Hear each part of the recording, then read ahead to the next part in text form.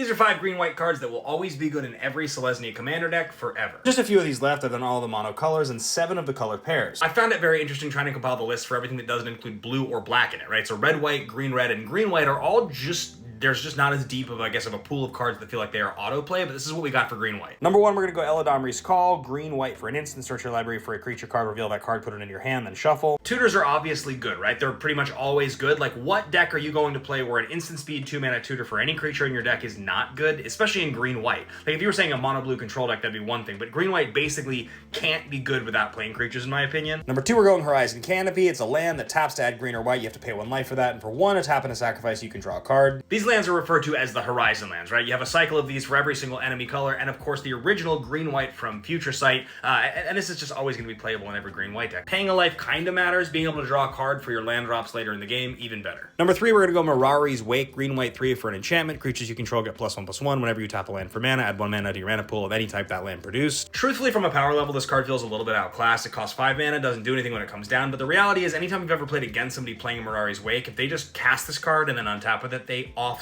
will win the game, so I still have to give the nod to Mirari's Wake. 2 cards left to talk about here. The 2 that I was able to pull out of decks were both out of a green-white Highlander Gauntlet deck. Both of them are double-sleeved in Dragon Shield Perfect Fits and dual mats. It's pretty much the only sleeves I use. It was like that before they were my sponsor, but it's even better because they're my favorite products in the game. If you ever need any Dragon Shield products, hit that link in my bio and you can use my name, Ben Bateman, all lowercase, for 5% off. And of course, hit that follow button if you guys like this series. I still have a couple color pairs left. So number 4 is a brand new card. Bright Glass Gearhulk is a white, green artifact creature construct with first strike and trample. It's a 4/4. When it enters the battlefield, you can search your library for up to 2 artifact, creature, and or enchantment cards with CMC 1 or less, reveal them, put them into your hand. Maybe this is a stretch, but I'm just going to tell you right now, I don't think anybody plays a single commander deck, period, in green-white that doesn't have 2 1-drops between these 3 types. You could have enchantment, artifact, or creature. And in many cases, you're going to have several, right? You're going to have 4 or 5. The fact this thing comes down and gets you a Soul Ring, the fact that it comes down and gets you a Weathered Wayfarer, Mother of Runes, a Miri's Guile. There are so many good cards in green-white. I just don't know how Bright Glass Gearhulk isn't amazing. And for the final card here on our list, we've got Shalai, Voice of Plenty, white 3 for a 3/4 flying angel. You planeswalkers, creatures you control have hexproof, and for green 4, you can +1/+1 counter on each creature you control. It's a good rate for a creature already. It has an infinite mana sink built in to make your board infinitely large, and it protects you and all of your stuff. What's not to like about Shalai? This card is just generically going to be good in every green-white deck forever. It's the final card on my list.